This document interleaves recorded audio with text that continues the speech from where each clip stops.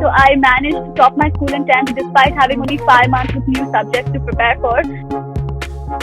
So finally, the most awaited video, how to get 100% scholarship in one of the best universities of Canada, especially University of Toronto. That's why we have Isha here, who will be guiding us step by steps. Key extracurriculars important hai ki nahi, or is 95% benchmark only the factor? But first, this video is sponsored by Skillshare, an online learning platform where you can learn all sorts of courses from video editing to Photoshop to entrepreneurship, design. So that's why before joining any college, whether it's in US or Canada, I will recommend all of you to check out the Guide to Writing and Research course, because these colleges, especially in US, Canada, focus a lot on research. So you should better be prepared before coming to college. And if you will use the link in the description below, you will get 2 months free trial, and later on it's going to be really affordable as well. So definitely check it out. So hi Isha, can you please introduce yourself? Hey guys, I'm Isha Sharma and I will be joining the Daniels faculty for Architecture, Landscape and Design at the University of Toronto this fall for a BA in Architectural Studies. I recently finished the IB Diploma program. Wow. So my first question would be, can you please share a little bit about your background? So when did you decide you really want to study abroad, and why especially Canada? So actually I have traveled a lot since a very young age because of my father's profession. I've seen many different countries. So I always wanted to study abroad in a good university to pursue my dreams, yes. And why Canada? I have always, again, wanted to study in Canada because it's such a safe, multicultural and harmonious country with a lot of growth potential. It is actually the 11th happiest country in the world. So when did you start preparing? So aapko pata kab chala that like there's an opportunity to get 100% scholarship in Canada? And when, at what point of time you started to prepare? Was it 9th grade, 10th grade, 11th or 12th? So I was always preparing for scholarships in general because I knew what criteria they would look out for. So with scholarships, I was always preparing, and because I knew I wanted to go to Canada, I found out about the Lester B. Pearson scholarship when my school counselor recommended it to me, and she said, I see potential in you and I would like to recommend you for this and nominate you for this. So after that, we both started to work together to make this happen. Now, is this scholarship completely 100%, and which one did you get? In University of Toronto, the one which which I know about is the Lester B. Pearson scholarship. That is a 100% scholarship, which includes your residence cost, your meal cost, your tuition cost, and plus a $2,000 Canadian dollar fund every semester, every year. And other than this, like the scholarship is given to every student of every faculty. So supposedly you want to do engineering, so one student from there, one student from Rotman Commerce, one student from architecture. So it's given to every student from each faculty, one student only though. Yeah. Wow. So in the entire department, one student all over the world. Yeah. Oh my God. It's highly competitive, right? Yes, very. Wow.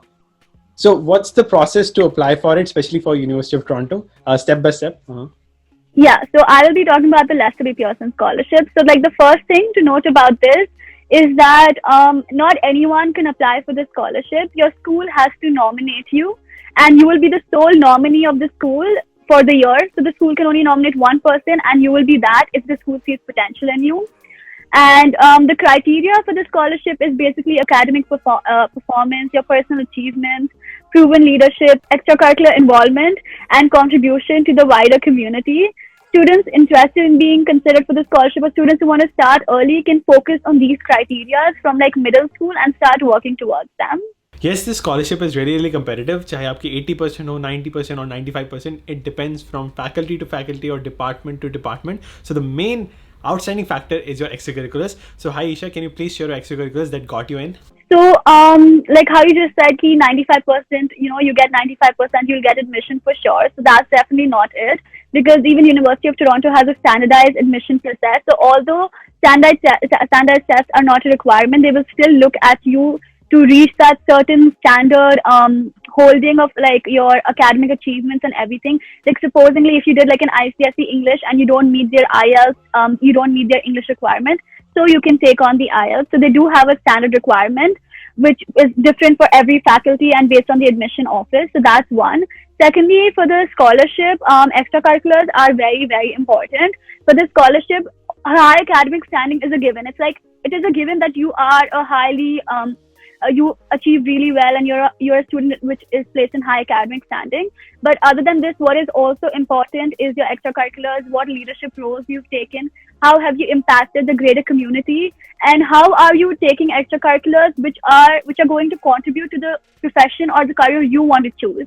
So all the extracurriculars I took were related to my field of architecture, which I wanted to pursue. So that means that along with the 95% benchmark, you really need a little bit extracurriculars for scholarship, but for admission, IELTS plus 95% should be good enough, right? Yeah, so for the admission, obviously you need a high score, and you basically need to meet their admission requirement. Like even subjects you need to take for particular faculties, so that you can easily see in the admission criteria required, the requirements on the University of Toronto website for whichever program you want to join. But extracurriculars, yes, they are very important for your scholarship. Like they are actually the core on the basis of which the scholarship committee will choose you. So personally, although I had received the highest academic achievement award for the past 5 years, despite relocating countries in my 10th grade and taking an earlier exam slot, and I had several new subjects, so I managed to top my school in 10th despite having only 5 months with new subjects to prepare for. So although they will look at that as, you know what, okay, you are a student with a high academic standing, yes, very good, but what are you other than that? So I chose all my extracurriculars surrounding architecture. What I had done was I have taken on many volunteering roles, internships, online courses, winter programs by other universities, and leadership roles, which played a key factor in when the admission committee or the scholarship committee was choosing me. What you need to keep in mind is that keep a holistic personality. That for me, I had internships. Like I volunteered with Teach for India, where I was in charge in the summer school. I worked an internship at a local architectural office. I volunteered during the Kerala flood by providing flood relief measures. I did a cleanliness drive. I did a plantation drive. I also worked under the national government sanitation awareness campaign, where I built a toilet in a remote village. Besides these extracurriculars, I also did creative activities which added on to my portfolio and which also added on to my application. I learned about AutoCAD and 3D printing at the National University of Singapore's winter program. I led the design with my friends. I led the design making of a photo booth of a high 8 feet wide and a 12 feet tall photo booth. I was also scripting for our annual production. I was also hosting the school's formal graduation ceremony. I also have a blog of mine. Other than these, I'm also a sort of athletic person. I've been playing basketball ever since my middle school. I've won many with my team. I've won many CBL and Axis medals as well. I have received a gold award from the National Water Safety Council and Singapore's Sports Council for survival swimming. I have done a scuba diving course, and recently I've been trekking a lot. I trekked to the foot of the Himalayas. And this was an experience I even talked about in my scholarship application when I was writing about it. And other than these, in the leadership roles, I led the photo booth committee. I was also leading the plantation drive, and I also collaborated with one of the NGOs to create a quiz in the school for our students. So yes, if you can see these extracurriculars, your extracurriculars are really, really important, and they are the reason a student is. That's how you select students. No, if you are an admission officer, you're going to look at what one person has in extracurriculars and what the other person has if you're both equally smart. And for a competitive scholarship like that, that plays a key role. Wow, so that's massive. So आपके counselor ने react कैसे किया कि like is that good profile, or like you should do even more like extracurriculars to compete? So actually, she was the one who told me. She was like, you know what? Many students were applying to University of Toronto, even from my school. So she was like, I am nominating you because I think you have potential. I think you can do this. So just work hard, and I'll support you throughout the entire process. Let's see how it goes. So yeah. So for this scholarship for Canadian universities, would you recommend students to take SAT or SAT subject tests? So the students are required and the nominees are required to meet the standard admission requirements as set by the admissions officers. So although no additional standard test results are required, unless those results are required for your admission to the specific faculty or the nominee curriculum. And also, even it's just good to do this. Like if like different faculties have different requirements. So for some faculties, University of Toronto does require subject stats and stats, and it always works in your favor. So it's good to do it anywhere. So what universities of other countries like US, Canada, Australia, or Singapore did you apply to, and why you only chose Canada? So I applied to the UK and I applied to Singapore. But the thing with both the countries were that there were limited scholarships available. So although I did get into some universities of my choice, the lack of the funding was a really huge problem for me, because as an international student in a foreign university, the fee is no joke. So I really want to make sure I receive at least some sort of scholarship. And in UK and Singapore, they were more focused on scholarships for STEM subjects. I did not find as many opportunities in good universities for architecture. Wow. And you took IB board. Do you think that gave you like an edge, or like students from CBSE, ICSE are equally recognized for Canada? Because like some students ask me, they are from Punjab board or Maharashtrian board or Rajasthan board. Do they have like a disadvantage, or they are the same page or same position? Honestly, I wouldn't call it a disadvantage, because the reason these standardized tests exist is because the universities understand that people are coming from different backgrounds and different schooling systems. So these standardized tests are created for that sole purpose, that the students are in the same academic standing as other students from different schools. So I don't think it really matters if you're doing the IB, IGCSE, state board, or anything till the time you're keeping up your grades. There may be one thing though, that the IB program has like a lot of extracurriculars built in it. Like we have something called as CAS, which is creativity, activity, and service.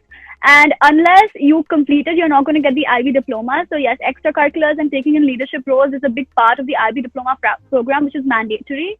So that is something which is different from other boards where it may not be mandatory, but it's always you have the choice that you can go ahead and take these extracurriculars. And the new system which has been created recently for the education system, it does have a changes towards this direction. So I wouldn't really say that you are at a disadvantage. There are always other options where you can match up in these ways. Yeah. And another important question: why did you only choose University of Toronto over the other Canadian universities you got accepted to in Canada?